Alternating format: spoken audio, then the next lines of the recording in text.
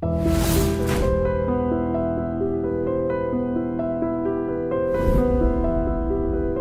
మీరు టోటల్ ఉద్యమంలో ఉన్నప్పుడు పెద్ద ఎన్కౌంటర్ చెప్తే తీసుకున్నాను. పెద్ద ఎన్కౌంటర్ అంటే దాదాపు నేను 8-9 ఎన్కౌంటర్లకి వెళ్ళి బయటపడ్డా. ఒక దగ్గర మీరు ఉన్నప్పుడు నలుగురు చనిపోవడం, మీరు ఎస్కేప్ అయినట్టుంది కదా. అది వచ్చేసి ఏంటంటే పాలకుర్తి దగ్గర అనుకుంటా. దానికంటే ముందు ఏంటంటే 90లో నేను ఫస్ట్ టౌన్ సీఈఓగా చేసిన తర్వాత నర్సంపేట దళంలో వెళ్ళాను. నర్సంపేట దళంకి అప్పటికి వచ్చేసరికి ఏంటంటే కాంగ్రెస్ వాళ్ళు ఓంకార్ అని ఉండే. వాళ్ళు ఏం చేసేవాళ్ళంటే నక్సలైట్ అంటే నర్సంపేటలో ఎవరిని తిరగనిచ్చేవాళ్ళు కాదు. దాంట్లో సోమన్ అని చెట్రాజు పాప అయినా చిట్యాల ఏరియా టేక్మట్లా ఉండే. అప్పటికి తను సీఓ ఉండే నర్సంపేటకు, తర్వాత జిల్లా కమిటీ సభ్యుడేండు. ఆ దళంలోకి ఎవ్వరు పోవాలన్నా కూడా భయపడేటోళ్ళు. ఒక ముగ్గురే ఉండే. గోపన్న అని ఒకతను ఉండే, తర్వాత రమేష్ అన్న అని ఒకతను ఉండే, సోమన్న, ఇంకొకనే ఎర్రమల్లి. ఇక తర్వాత అందరూ మిగతా దళాలల్లో పోవడానికి సిద్ధపడ్డారు, కానీ ఆ దళంలోకి ఎవరన్నా పోవాలంటే భయపడేవాళ్ళు. దాంతో ఏం చేసిందంటే నేను పోతాను పెట్టుకున్నా. నువ్వు చిన్నపిల్ల కానీ అప్పుడు నువ్వు తిరగలేవు, ఉండలేవు, నువ్వు ఇక్కడనే ఉండు అని చెప్పేసి అంటే లేదు నేను ఇక్కడ టౌన్లో తిరగలేను ఎక్కువ కాలము. అప్పటికి తిరుగుతున్న క్రమంలో మా ఇల్లు కూడా కొట్టిండు. ఒకసారి ఇల్లు కూడా కొట్టిండు, ఇల్లంతా ధ్వంసం చేసిండ్రు. దాంతో ఏం చేసినామంటే ఒక 1 year నర్సంపేట దళంలో చేశా. నర్సంపేట దళంలో చేసిన తర్వాత ఏం చేసిందంటే ఆ తర్వాత ఏం చేసిందంటే నన్ను మళ్ళీ గన్పూర్ దళం చేసిండు. ఇప్పుడు పాలకుర్తి దళం అని తర్వాత పేరు మార్చిండ్రు, అప్పుడు గన్పూర్ దళం అని చేసిండు. గన్పూర్ దళంలో చేసిన తర్వాత ఆ సంవత్సరం ఇక్కడికి వచ్చాను నేను 93లో వచ్చిన తర్వాత ఒక దళ సభ్యుడు, అప్పుడు దళ సభ్యుడు ఉండే యాదన్న, తర్వాత జిల్లా సెక్రటరీ అంటూ, తన మ్యారేజ్ పెట్టుకున్నాడు. అంటే పార్టీలో ఉన్న అతను ఒక అమ్మాయిని పెళ్ళి చేసుకోవడానికి నిర్ణయించుకున్నారు. అయితే ఆ పెళ్లి కోసం మేము పోలే, 3 దళాలు కలుసుకోవాలి టైం అప్పుడు. అది జిల్లా కమిటీ సమావేశానికి పోవాలి. యాక్చువల్గా మేము ఇక్కడికి నర్సంపేటకు పోవాలి. దళం టూ ఎన్ని రోజులైనా నడుచుకుంటూ వెళ్ళాల్సిందే. ఆ జిల్లా కమిటీ సమావేశం కోసమని మేము మీదికొండ గుట్టలు ఉంటాయి, చాలా పెద్ద ఎన్కౌంటర్. అది ఒక ఉద్యమానికి వరంగల్ జిల్లాలో చాలా లాస్ అయిందంటే అదే మెయిన్. 90 తర్వాత పెద్ద ఎత్తున నష్టపోయి ఒక సగం మంది క్యాడరే మొత్తం లొంగిపోయినారు. ఆ టైంలో ఏంటంటే మేము జిల్లా కమిటీ సమావేశానికి పోవాలి యాక్చువల్గా, 3 దళాలు కలిసి. మళ్ళీ మాకు లెటర్ వచ్చేసింది. మా కమాండర్ వచ్చి నాగన్న ఉండే అప్పుడు, అన్నసార్ దళం వచ్చేసి ఏసోబు ఉండే. అయితే మేము జిల్లా కమిటీ సమావేశం పోయేటోళ్ళము, ఆగిపోయినాం మధ్యలో. ఆగిపోయిన తర్వాత ఎట్లాగూ కలిసినాం కదా, తోటి దళ సభ్యుంది పెళ్ళి ఉంది కాబట్టి పెళ్ళి చూసుకొని వెళ్దామని చెప్పేసి 3 దళాలు అక్కడ ఆగినాం మీదికొండ గుట్టాలలో. అది వరంగల్ జిల్లాలో పార్టీకి తర్వాత అంటే చిన్న చిన్న ఎన్కౌంటర్లు జరిగినాయి, కానీ అంత పెద్ద నష్టం జరిగింది అదే ఫస్ట్ స్టార్టింగ్లో. అప్పుడు మేము 3 దళాలకు తెల్లవారు వస్తుంది, ఎటు పోలేని పరిస్థితి. వాళ్ళు ఆడ గుట్టల దగ్గరనే ఉంటాయి, మేము బావుల దగ్గర ఉన్నాము. అప్పటికి టార్చ్ లైట్ పట్టుకొని తిరుగుతూ ఉన్నారు. అంటే మేము అప్పుడు ఏంటంటే షికారు చేసేవాళ్ళు ఉండే, ఇది అడవి జంతువులను. అయితే వాళ్ళు కుందేళ్ళ కోసమని ఇట్లా షికారు చేసేవాళ్ళు ఉండే, వాళ్ళు కావచ్చు అనుకున్నాం మేము. అని చెప్పేసి మేము వాళ్ళని పట్టించుకోకుండా పోయి పెద్ద గుట్ట ఉంటుంది, ఇక తెల్లవారంగా మేము పోయి కింద ఆగినాము. ఆ 3 దళాలు కలుసుకున్నాం. అప్పటికి కలుసుకున్న తర్వాత నైటు ఆశన సెంటర్ ఉన్నాడు. అప్పుడు కలుసుకోగానే ఆశన సెంటర్ ఉన్నాడు. తన సెంట్రీ మారుతూ నేను సెంట్రీలోకి ఎక్కాలి. మాది 2 వేర్వేరు దళాలు అయినప్పటికీ కూడా కలుసుకున్న తర్వాత అప్పటి వరకు కంటిన్యూగా ఎవరు చేసింటో మేము సెంట్రీ రాసుకోవాలి. సరే ఇప్పుడు ఎవరైతే చేస్తే అనుకొని తన దళం నుంచి వాళ్ళ ఏరియా కాబట్టి ఫస్ట్ తన దళ సభ్యుడే అప్పటికి దళంలో సెంట్రీ ఆయనకే పడ్డది. తర్వాత నన్ను లేపిండు. నన్ను లేపేసరికి మేము చేంజ్ అవుతున్నాం. అప్పటికి తెల్లారి గట్ల 5 అవుతుంది, 5 నుంచి 6 మధ్యలో అవుతుంది. చేంజ్ అవుతున్న క్రమంలో ఇట్లా వంగుకుంటూ వస్తున్నారు. అరే ఏంటి పందులు, అడవి పందులు అనుకున్నాం ఫస్ట్. అడవి పందులు అయితే ఇట్లా ఎందుకు వస్తాయి, అవి ఊరికొస్తాయి. కాదు కొద్దిగా పర్టికులర్ అని చెప్పేసి చూసినాం. మేము ఇద్దరమే చూసాం ఫస్ట్. చూసిన తర్వాత ఇక ఫైరింగ్ ఓపెన్ చేసాం. మేమే ఫస్ట్ ఫైరింగ్ ఓపెన్ చేసిన తర్వాత ఆశను కూడా ఫైరింగ్ ఓపెన్ చేశాడు. ఈలోపు వాళ్ళు కొద్దిగా గందరగోళానికి గురయ్యారు. కానీ మేము ప్లేన్ ఉంటేనేమో చాలామంది తప్పించుకునే వాళ్ళం. తర్వాత ఏమైందంటే ఇక మాకు గుట్ట తప్ప వేరే గత్యంతరం లేదు. ముందు సైడు మొత్తము పోలీసు, వెనక సైడ్ మొత్తం గుట్ట. ఆ గుట్టే వెక్కిపోవాలంటే వీళ్ళు ఫైర్ చేస్తే మాకే తాకుతున్నాయి. అప్పుడు ఒక 3 దళ సభ్యుల దాకా చనిపోయినారు. దాంట్లో అందరూ పారిపోయారు మా దళంలో ఉన్నటువంటి వాళ్ళు, ఒక 4 తప్ప. మేము 4 3 రోజులు ఆ గుట్టలలో సొరికెలలో పైన పోలీసులు, కింద మేము. వాటర్ లేదు, తిండి లేదు, ఏమీ లేదు. 3 రోజులు ఆ గుట్టలలోనే ఉన్నాం. సొరికెలలో ఉంటే బాంబులు వేసేవాళ్ళు, అంటే మేము వాళ్ళ లోపలనే ఉంటే చనిపోవాలనేది. అట్లా 2 రోజులు ఉన్నాం మేము. మా దగ్గర తూటాలు అయిపోయినాయి ఫైర్ చేయడానికి. నేను అప్పుడు దళ సభ్యుడినే. మా కమాండర్ ఏమో ఇంకో దిక్కు వాళ్ళ మీదకి ఎదురు దాడి చేసుకుంటూ తప్పించుకొని పోయిండు. అంటే అక్కడ చేసింది నాగన్న, ఏసోబు, తర్వాత నేను, ఇంకొక దళ సభ్యుడు తప్ప మిగతా వాళ్ళందరూ పోయిండు. అయ్యో. ఇక 2 రోజులు ఉన్నాం. అది పెద్ద ఎన్కౌంటర్. ఇక అప్పుడు ఆ దళం నుంచి పారిపోయేటువంటి వాళ్ళు కూడా ఏంటంటే తెల్లవారింది, మొత్తం కంప్లీట్ తెల్లవారింది. బయటికి వెళ్ళిపోతూ ఉంటే డ్రెస్సులలో ఉంటే ఎక్కడ చూసినా పోలీసే, కొన్ని వందల మంది పోలీసులు. ఒక దళ సభ్యురాలు అయితే దారుణమైన పరిస్థితి, మొత్తము యూనిఫామ్ ఉంటే తను ఇక చెప్పలేని బట్టలు మొత్తం విడిచేసి దన్న ఏం చేసిందంటే, మన డ్రెస్సులు ఉంటే ఏమవుతుంది, పట్టేసి చంపేస్తారు. టక్కున ఏం చేసిందంటే తను వ్యవసాయ కూలీలు వచ్చారు. ఆ వ్యవసాయ కూలీలు వస్తే వాళ్ళ చీరలు ఇప్పి తను కట్టుకోవడానికి ముందు ఏంటంటే ఆ బట్టలు ఆమె ఇప్పేసి చొప్పగుల్లో వచ్చింది. వచ్చిన తర్వాత మళ్ళీ కొద్దిగా పోలీసు వాళ్ళు అటు పోయిన తర్వాత వాళ్ళ డ్రెస్సులు ఇప్పించిస్తే తను కట్టుకొని మళ్ళీ బయటకు వచ్చేసింది. అది చాలా పెద్ద ఎన్కౌంటర్ అన్నట్టు. దాని తర్వాత దాని కంటిన్యూగా ఏమైందంటే నాగన్న అని మా కమాండర్ ఉండే కదా, తను వచ్చేసి ఏరియాకి వచ్చేసిండు. ఏరియాకి వచ్చేసిన తర్వాత ఏంటంటే అప్పటికే మా దళంలో అప్పుడు అంతకంటే ముందు ఒక అతను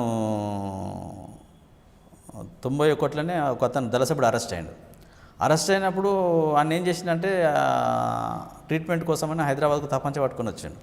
అది యాక్చువల్గా అతను పట్టుకొని రావాల్సిన అవసరం లేదు, కానీ ఏదో అప్పుడు పార్టీ ఇట్లా తీసుకున్నదో తెలియదు. అరెస్ట్ అయిన తర్వాత హైదరాబాద్ జైల్లో ఉండే తనను పోలీసు వాళ్ళు ఏం చేసినట్టే కోర్టుగా మార్చిండు. అప్పుడే తను ఏం చేసిందంటే, మేము అప్పటికి అబ్జర్వేషన్ చేయకపోయేసరికి ఏం చేసినంటే నాగన్నను తను నేనే మిగిలినాం.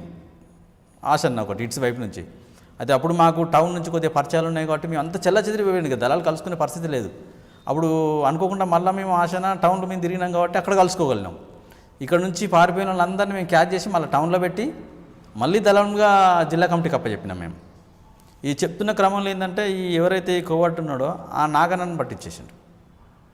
ఆయన చనిపోయిండు. ఆయన అసలు నేను తన్ని మళ్ళీ జిల్లా కమిటీ ఏం చేసిందంటే వెపన్ గీపన్ అక్కడనే వదిలేసి సివిల్ అయినా పర్లే అని తీసుకొని వచ్చేసి అని చెప్పేసి నన్ను పంపించిండ్రు, ఇది ఫారెస్ట్ తీసుకెళ్ళాలని. నేను లెటర్ ఇచ్చేసి మళ్ళీ తీసుకెళ్దామన్న టైంలో ఈయన తీసుకురాలేదు. ఈలోపు అనుకోకుండా పోలీసు వాళ్ళు ఏం చేసిందంటే వేరొక అతను చనిపోతే దాని గురించి పంచనామా కోసం వచ్చిందని చెప్పి అన్నారు. అది ఇప్పటికి కూడా క్లారిటీ లేకుండే దాని మీద ఏందనేది కూడా. అంటే ఒక ఘటనలో 4 చనిపోయారు, ఒక ఎస్కేప్ అయింది. నేను ఒక్కనే. అప్పుడు ఇదే కంటిన్యూలో ఏం జరిగిందంటే దళం మొత్తం డిస్టర్బెన్స్ అయిపోయింది. నేను ఒక్కడే మిగిలినాను. ఉన్న దళ సభ్యులందరూ సరెండర్ అయ్యారు. దీని తర్వాత ఏంటంటే మా కమాండర్గా శ్రీమన్నారాయణ వచ్చాడు. శ్రీమన్నారాయణ వచ్చిన తర్వాత తను ఆర్గనైజేషన్గా నేను బయటికి పోవాలన్నా, అంటే మిలిటెంట్లను మాట్లాడాలి, క్యాడర్ను, తర్వాత తిండి తీసుకురావాలన్నా, అన్నం తీసుకురావాలన్నా, దళానికి బాట చూపించాలన్నా నేను ఒక్కడే మిగిలిపోయినా. ఆ క్రమంలో ఏం చేసినామంటే ఐలో అనే ఒక విలేజ్ ఉండే. ఆ విలేజ్లో ఏం చేసినామంటే నేను దళమంతా ఒక దగ్గర, మాకు ప్లేన్ అంటే చిన్న చిన్న ఊరేళ్ళల్లో తప్ప వేరే మొక్కజొన్న చేన్లు లేకపోతే మిరప తోటలల్లో ఇలానే ఉండేది అన్నట్టు. అయితే మేమంతా అక్కడ పొద్దున్న దాకా ఆగినాము. ఆ రైతు ఏం చేసిందంటే మాకు యాక్చువల్ కూడా ఏంటంటే రైతుల సహకారం బాగుండే. మేము ఎక్కడ మాది మైదాన ప్రాంతమైన 20 మంది 30 మంది రైతులకు తక్కువ ఎవరు చూడకపోయేది మమ్మల్ని. అయినా కూడా మా ఇన్ఫర్మేషన్ ఇవ్వకపోయేది ఎవరికి కూడా. మేము ఎక్కడ ఆగినా కూడా చుట్టుపక్కల బావిలు అందరికీ తెలిసేది దళం వచ్చేసింది, కానీ ఎవరు కూడా మళ్ళీ మా దగ్గర ఉంచుకునేటోళ్ళం కాదు. అట్లా ఏమైందంటే ఆయనవోలు అనే గ్రామంలోకి నేను మిలిటెంట్లందరినీ మళ్ళీ సమావేశపరచడం కోసం నేను దళాన్ని 3 గంటల ప్రాంతంలో వదిలేసిన. సివిల్ అయ్యి ఊళ్ళోకి వెళ్ళిపోయి అన్నం తయారు చేయమని చెప్పేసి, తర్వాత వేరే ఒక మిలిటెంట్ని అక్కడ రమ్మని చెప్పినాం, వేరే ఊరు అతన్ని సాయంత్రం. ఇక నేను అక్కడ చెప్పేసి దళం దగ్గర నుంచి వెళ్ళిపోయినా. ఆ రైతు ఏం చేసిందంటే మొక్కజొన్న కంకులు కాల్చిన తర్వాత వీళ్ళందరూ తిన్నారు. అప్పటికి ఏంటంటే ఈ పోలీసు నిర్బంధం బాగా అయిపోయి వెపన్స్ సూటాలు సరిపోవట్లేదు. ఎక్కడైనా ఫైరింగ్ జరిగితే అప్పుడు 20, 10 ఇచ్చేది. ఒక ఏకే ఉన్న వాళ్ళకు 2 మ్యాగజైన్స్ తప్ప ఇంకా వేరే ఉండకపోయేది. దాంతో ఏంటంటే పోలీసుల దగ్గర 100 తూటాలు ఉండే, మనకు సరిపోతలేవు. మరి తూటాలు మనం సమకూర్చుకోవాలంటే కష్టం కాబట్టి మీరు గ్రైనేడ్స్ ప్రతి ఒక్క దళ సభ్యుడు కట్టుకోవాలి, 2 గ్రైనేడ్స్ కట్టుకోవాలి అనేది ఒక పార్టీ ఆదేశాల ప్రకారంగా ప్రతి ఒక్కరికి 2 గ్రైనేడ్స్ అదనంగా తుపాకీతో పాటు దాంట్లో ఏమైందంటే మాకున్న అదే టైంలో ఒక కొత్త దళ సభ్యుడు వచ్చిండు. ఇంకా నేను దళ సభ్యులకు అంటే కొద్దిగా నిర్బంధం పెరిగింది, జిల్లా కమిటీ తీర్మానం కాలేదు. అంటే ఎవరిని తీసుకోవాలంటే జిల్లా కమిటీ తీర్మానం ప్రకారంగా. అయితే ఆయన ఇంటికాడ ఉండలేని పరిస్థితి కాబట్టి ఆయన ఏం చేసిందంటే మా దళంతో ఉన్నాడు.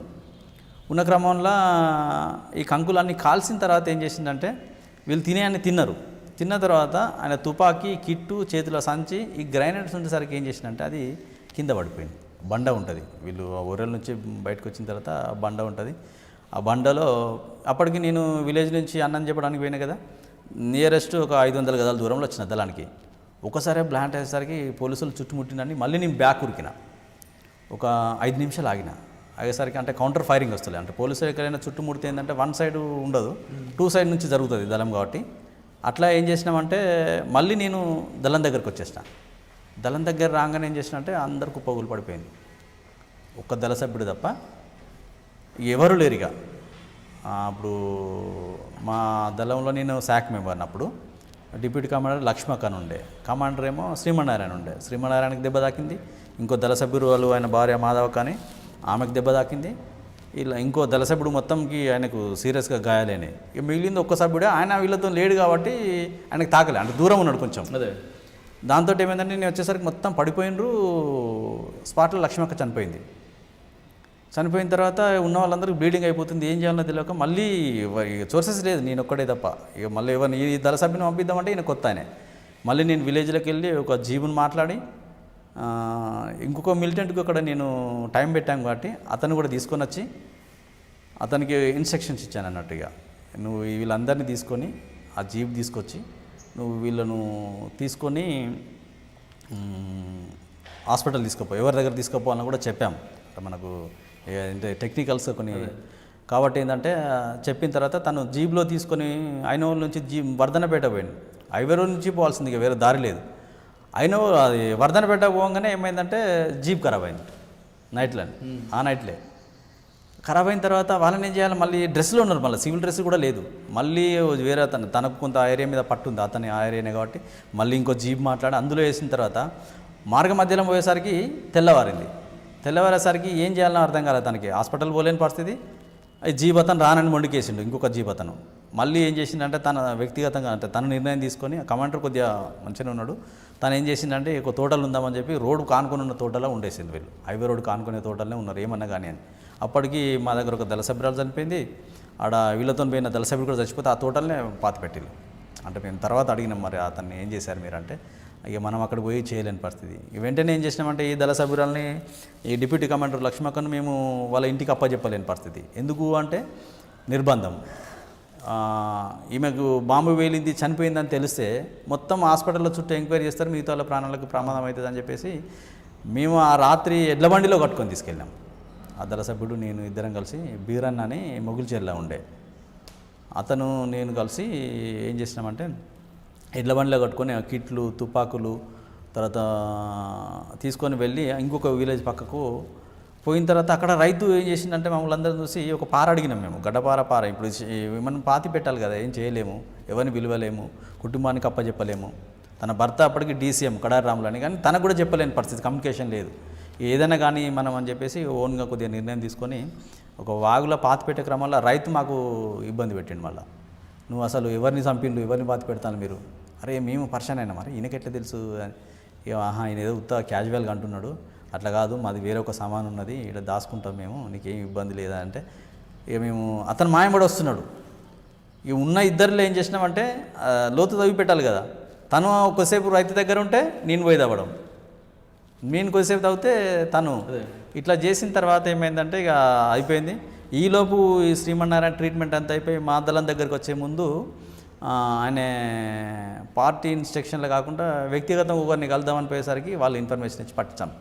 తను తీసుకొచ్చి జనగాం దగ్గరనే ఒక పెంబర్తి దగ్గర చంపేశారు. దీని తర్వాత ఏంటంటే మేము ఇద్దరమే ఉన్నాం కాబట్టి మాకు ఇప్పుడు వీళ్ళని తీసుకుపోయినా మిలిటెంట్ ఉన్నాడు కదా, తనను కూడా మేము మాతో ఉంచుకున్నాం. ఎందుకంటే మళ్ళీ నువ్వు పోయి వాళ్ళు మా దగ్గర రాకముందుకు మళ్ళీ నువ్వు ఎక్కడున్నారో చెప్తే ఇబ్బంది అవుతుంది అని మాతోనే ఉంచుకున్న తర్వాత ఏమైందంటే ఈ ఎట్లా ఎన్కౌంటర్ చేసిండ్రు, ఇది శ్రీమన్నారాయణ దొరికి ఎన్కౌంటర్ చేసిండ్రు. చేసిన తర్వాత అప్పుడు మేము ఏదో ఒకటి నిరసనగా యాక్షన్ చేయాలి. అంటే ఈ దగ్గరలో ఏమున్నది పాలకుర్తిలో అప్పుడు ఎంఆర్ఓ ఆఫీస్ ఉండే, అంటే అప్పుడు ప్రభుత్వ ఆస్తులను ఎందుకు ధ్వంసం చేయాలంటే నిరసన కోసమే. అలా భాగంగా ఏం చేసినామంటే మేము ఆ ఈరవేన్ అనే ఒక గ్రామాన్ని ఎంచుకున్నాం మేము, ఆ దగ్గరలో ఉన్నటువంటి వాటిల్లో ఒక మిలిటెంట్ కలిశాడు. మరి ఇట్లా మనము సాయంత్రం చేద్దాము అని చెప్పేసి, మరి ఎక్కడ ఉందాం ఏంది ఉన్నదే సెంట్రీ, బయట ఎక్కడ ఉన్నా కూడా సెంట్రీ ఉండాలి, ముగ్గురమే కాబట్టి ఈ సెంట్రీ చేయాలంటే కష్టం. మరి ఎక్కడైనా మనం ఉందామా అంటే ఏం చేసిందంటే ఒక దగ్గర ఉంచుదామని చెప్పి తీసుకుపోయి అక్కడ ఉంచిండు. తను ఎప్పుడో పోలీసులకు పోయిండంటే ఆ విషయం మనకు తెలియదు. అయితే మేమేం చేసినంటే ఆయన అక్కడ ఉంచుదాం ఇక్కడ ఉంచుదామంటే సరే మేము ఉంటాం లే కానీ మేము ఎక్కడొక దగ్గర ఉంటాము, నువ్వేం చేయంటే సాయంత్రం వరకు నువ్వు పాలకుర్తికి వెళ్ళి ఒక 10-15 లీటర్ల డీజిల్ పెట్రోల్ తీసుకొని వచ్చేస్తే, ఎందుకంటే మన సింహనారాయణ చనిపోయిండు, మన కమాండర్ చనిపోయిండు, దాన్ని నిరసనగా ఇప్పుడు మనం దూరం వెళ్ళి ఎక్కడ చేయాలని కూడా కష్టం ఉంది, మన దళం కాబట్టి ఖచ్చితంగా మనం ఏదో ఒకటి చేయాలి మనం అని చెప్పేసి మేము ఆయనను పంపిస్తే ఆయన సాయంత్రం తేలేదు. సాయంత్రం యాక్షన్ చేద్దాం అనుకున్నది ఫెయిల్ అయింది. మళ్ళీ తెల్లారి ఏం చేసినామంటే మళ్ళీ ఎక్కడ పోయి చేయాలన్నా కూడా కష్టమే. ఆయన ఏదో కారణం చెప్పిండు, కారణం చెప్తే మేము సరేలేని నమ్మేసినాం మనం. తర్వాత ఈ ఎన్కౌంటర్ అయిన తర్వాత అతను ఇన్ఫార్మర్గా మారిండని తెలిసింది. అప్పుడు మళ్ళీ తెల్లారి రోజు ఏం చేసినామంటే సరే ఇవాళ ఎట్లా మిస్ అయిపోయింది కదా, నైట్ మనం బయట ఉండలేము, నిన్ననే బయట ఉంటే ఇబ్బంది అయింది అని చెప్పేసి ఏదైనా ఒక ఇంట్లో ఉంచంటే ఒకరి రైతు ఇంట్లో ఉంచిండ్రు. ఆ రైతు ఇంట్లో ఎందుకు ఉంచిందంటే వాళ్ళు ఏదో సమస్య ఉన్నదట, ఎప్పటి నుంచో చెప్తున్నాడు వాళ్ళ సమస్యను సాల్వ్ చేయాలి, మాట్లాడాలంటే భార్యాభర్తల పంచాయతీలో భార్య రావట్లేదు, మీరిద్దరు అంటే వాళ్ళని భార్యని కౌన్సిలింగ్ ఇచ్చి మాట్లాడితే వస్తుంది అని చెప్పి అంటే సరే వాళ్ళ సమస్య కూడా మాట్లాడినట్టుంటుంది, ఎప్పుడు అంతకుముందు నుంచి చెప్తున్నాడు కానీ మనం పట్టించుకోలేదు. ఆ విధంగా రైతు ఇంట్లోకి వెళ్ళారు. రైతు ఇంట్లోకి వెళ్ళిన తర్వాత ఏంటంటే పొద్దున మంచిగా ఉన్నాము. మధ్యాహ్నం ఈయన ఏం చేసిందంటే అతను ఆ ఊళ్ళో ఇతను పోకుంటే వేరే ఒక అతనికి ఇన్ఫర్మేషన్ ఇస్తే ఆయన డైరెక్ట్ వరంగల్ పోయి పోలీసులకు చెప్పిన తర్వాత అప్పుడు ఓఎస్డీ ఎవరు ఉండే అంటే ఉమేష్ చంద్ర ఉండే. అప్పుడు ఈ గ్రేహండ్స్ దళాల కంటే ముందు కూడా ఏంటంటే బ్లాక్ కమాండో ఫోర్స్ అని చెప్పి ఒక సపరేట్ శిక్షణ ఎస్ఎస్ఎఫ్ ఫోర్స్ అని ఒక ఫోర్స్ జిల్లా సపరేట్ నక్సలైట్ల కోసం అనేది ఒక స్పెషల్ పార్టీ. అప్పుడు ఈ సపరేట్ వాళ్ళ శిక్షణ ఇచ్చిండు, ఈ మామూలు పోలీసులు అయితే దళాల మీద అటాక్ చేయలేకపోతున్నాయి అని చెప్పేసి. ఆ కొత్తగా తయారైనటువంటి టీం ఏంటంటే మేము మధ్యాహ్నం 3 అయింది, పొద్దున ఉన్నాము, మధ్యాహ్నం 3 అయింది. 3 గంటలకు ఏం చేసిందంటే ఒక పోలీస్ జీప్ వచ్చేసింది ఊళ్ళోకి. జీప్ వచ్చేసిందంటే ఊరవతలకి వెళ్ళిపోయింది. అతను మళ్ళీ మనకి ఇంట్లో ఉంచిన మిలిటెంట్ చెప్పలే, ఆ రైతు చెప్పిండు. రైతు ఏం చేసిందంటే తను బావి కడుపు వేస్తున్న క్రమంలో ఇంట్లోకి వచ్చేసి అన్న ఇట్లా పోలీసు వాళ్ళు వచ్చిండ్రు అంటే మరి ఊళ్ళోనే ఉన్నారా బయటికి వెళ్ళిపోయారా అని చెప్పి అన్న తర్వాత లేదు బయటికి వెళ్ళిపోయినంటే అప్పుడు ఆ విలేజ్లో మనకు మంచి పట్టు ఉండే, అంటే అందరు సహకరించేది. ఎవరది? ఈరవెన్ అనే గ్రామం. ఆ గ్రామంలో ఏంటంటే మనకు ఎక్కడ అయినా కూడా రైతులు ఎవరు కూడా మనకు ఎప్పుడు అది చేయలేదు. కాబట్టి ఏంటంటే ఈ ఇన్సిడెంట్ జరిగింది కాబట్టి కమాండర్ చనిపోయింది కాబట్టి ఇట్లా తిరుగుతూ ఉంటారు ఏదో ఒకటి జరుగుతుంది, ఊళ్ళో వెళ్ళిపోయింది కదా అని చెప్పేసి మేము ఉన్న తర్వాత ఏంటంటే సాయంత్రం 5 అవుతుంది.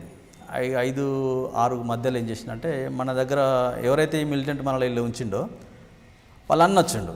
వచ్చేసి తమ్ముడు ఏడు అంటే అన్న ఇంకా రాలేదు, మరి డీజిల్కి ఇట్లా తీసుకురాలేదు, పోయిండు వస్తారు కావచ్చు అంటే సరే మనం ఇప్పుడు ఊళ్ళోకి పోలీసులు వచ్చిందని తెలిసింది కదా, బయటికి వెళ్దాం, మనము బయటనే తిందాము అని చెప్పేసి మేము అన్నాను. అంటే అప్పటికి వీళ్ళు ప్లాన్ ఉన్నా మాకు తెలియదు. అదే లేదు అన్న తమ్ముడు వచ్చేసరికి కొద్దిగా టైం పడుతుంది, మీరు ఉండండి అని చెప్పి మాకు పల్లికాయలు తీసుకొచ్చి ఇచ్చిండు. పల్లికాయలు తీసుకొచ్చి ఇచ్చిన తర్వాత మేము సరే తింటున్నాం. అప్పటికి ఏమనుకున్నామంటే ఇక సరేలే 10 నిమిషాలకు మళ్ళీ అన్నాన్ని బయటకు తీసుకెళ్ళి ఎందుకు వెళ్ళాలి అని చెప్పేసి మేము తింటున్నాము. కొద్దిగా 6 అవుతుంది. అప్పుడు 6 అవుతున్న క్రమంలో ఇక మళ్ళీ ఊళ్ళో పోలీసులు వచ్చింది మాకు తెలియదు. మళ్ళీ ఫస్ట్ వచ్చి వెళ్ళిపోయినరు, రెండోసారి వచ్చింది మాకు తెలియక ఏం చేసినామంటే ఇక మేము ఇంట్లో ఉన్న ఏదైతే ఇంట్లో ఉన్నామో సపరేట్ ఉంటుంది అన్నట్టు, మేము ఉండే రూమ్ సపరేట్ ఉంటుంది, ఈ 3 రూమ్లు ఉంటాయి అన్నట్టు. ఈ 3 రూమ్లోకి వెళ్ళి మధ్యలో రూమ్లోకి వచ్చేసిండు పోలీసులు ఆల్రెడీ డైరెక్ట్ లోపలికి వచ్చిండు. అప్పటికి దాదాపు ఒక 300-400 మంది పోలీసులు ఊరు మొత్తం చుట్టుముట్టిండు, మేము ఉన్న ఇల్లు కూడా చుట్టుముట్టిండు. అప్పుడు ఏమైందంటే ఈ రైతులు ఎవరైతే మనం మీ ఇంట్లో ఉన్నామో వాళ్ళని ఏం చేసిందంటే బయటికి తీసుకెళ్ళడం కోసం వచ్చింది, లేకపోతే మాకు తెలియకపో. ఇప్పుడు మా దగ్గర ఎవరైతే మిలిటెంట్ ఆయన వచ్చిండో నేను తమ్ముని తీసుకొస్తా అని చెప్పి ఆయన వెళ్ళిపోయింది. ఇక మళ్ళీ రాలే. పోలీసు వాళ్ళు ఏం చేసిందంటే ఈ ఇంటి ఓనర్స్ను బయటికి తీసుకెళ్తున్న క్రమంలో నేను టక్కున చూసిన తర్వాత అప్పటికి మాకు ఒక సంఘటన గుర్తుండే. ఇప్పుడు నిజామాబాద్లో ఒక ఎన్కౌంటర్ జరిగింది. అప్పుడు ఒక ఇంట్లో ఊర్లో ఉన్నటువంటి ఒక ఇల్లుని చుట్టుముట్టితే దళం మొత్తం చనిపోయి ఒక్కడే ఒక వారం రోజుల దాకా పోలీసులతో ఫైటింగ్ చేసి పెంట బొందులో దాచుకున్నాడు. అది మాకు అంటే దళాలకు చెప్తారన్నట్టు. ఎందుకు అంటే ఎట్లా తప్పించుకోవాలి, అవును. ఆ టక్న గుర్తొచ్చేసి ఏంటంటే వితిన్ ఫ్యాక్షన్ ఆఫ్ సెకండ్లో మనం బయటపడాలి, లేకపోతే మనం తప్పుకోలేము అనేసి ఏం చేసినట్టు నాతో ఉన్న దళ సభ్యులకు ఏం చేసినామంటే మనం ఇమీడియట్గా 5 మినిట్స్లో వాళ్ళు కౌంటర్ ఫైర్ చేయకముందుకు మనం ఫైరింగ్ మొదలు పెట్టాలి. నేను ముందుంటా, మీరు వెనక రండి, మీరు భయపడాల్సిన అవసరం లేదని చెప్పేసి డోర్ ఓపెన్ చేసేసి ఏకతను డైరెక్ట్ వాళ్ళకంటే ముందే ఫైరింగ్ కొట్టేసిన తర్వాత నేనేం చేసినంటే అదే స్పీడ్లో చుట్టూ కాంపౌండ్ ఉంటుంది, ఆ కాంపౌండ్ జంప్ చేసి బయట దునికాను. అప్పటికి ఏంటంటే మాకు ఒక ట్రైనింగ్ ఉండే, అప్పుడు మేము స్పెషల్గా ఒక ట్రైనింగ్ చేసాము. దాంట్లో ఏంటంటే 5-6 ఫీట్ల గోడను ఈజీగా దునికిపోయేది నేను. మాకు అప్పుడు పోలీసు యాక్షన్ సంబంధించిన ఒకటి ట్రైనింగ్ ఇచ్చింది కాబట్టి ఆ ట్రైనింగ్లో అది మాకు అప్పుడు ఉపయోగపడ్డది నాకు. దాని తర్వాత ఏంటంటే జంప్ చేసి బయట వీళ్ళు ఫైరింగ్ ఓపెన్ కాగానే నాతో ఉన్న వాళ్ళు కూడా ఎంబడే వస్తే అయిపోయేది. వీళ్ళు ఏం చేసిండ్రు, మళ్ళీ రూమ్లో కురికిండ్రు. నేనేమో బయట దునికేసి బయట నుంచి కూడా ఫైరింగ్ చేసుకుంటూ వెళ్ళిపోయినాం, వాళ్ళ మీదికెళ్ళి కొట్టుకుంటారు. అప్పటికి వాళ్ళ ఫైరింగ్ అయితేనేమో నేను బయటపడేవాడిని కాదుగా. నేను ఎప్పుడైతే ఫైరింగ్ ఓపెన్ చేశానో వాళ్ళంతా గందరగోళానికి గురై గెరిలలో ఒక ఉంది ఒక యుద్ధ తంత్రానికి సంబంధించినటువంటి ఏంటంటే ఎవరైతే ముందు అడ్వాన్స్గా ఫైర్ చేస్తారో అవతలి వాళ్ళు తొందరగా గందరగోళానికి గురవుతారు. ఎందుకంటే వాళ్ళు ప్లాన్డ్గా ఉండరు కాబట్టి. వాళ్ళు ప్లాన్డ్గా వచ్చినప్పుడు కూడా ఫస్ట్ మనం అనుకోకుండా చేసినాం కాబట్టి వాళ్ళు గందరగోళానికి గురై వాళ్ళు ఇంకా పూర్తిగా పొజిషన్ తీసుకోలే. దాంతో కొద్ది దూరం కూడా ఎంబడి పడ్డారు నా ఎంబడి. అప్పటికి చీకటి అయిపోయింది, ఇక చెప్పులు లేవు. ఆ రాత్రి అంతా తెల్లారి వరకు నడుచుకుంటూనే వెళ్ళిపోయినా. అట్లా ఏంటంటే అక్కడ మీరు మిస్ అయ్యారు కానీ మిగతా నలుగురు చనిపోయారు.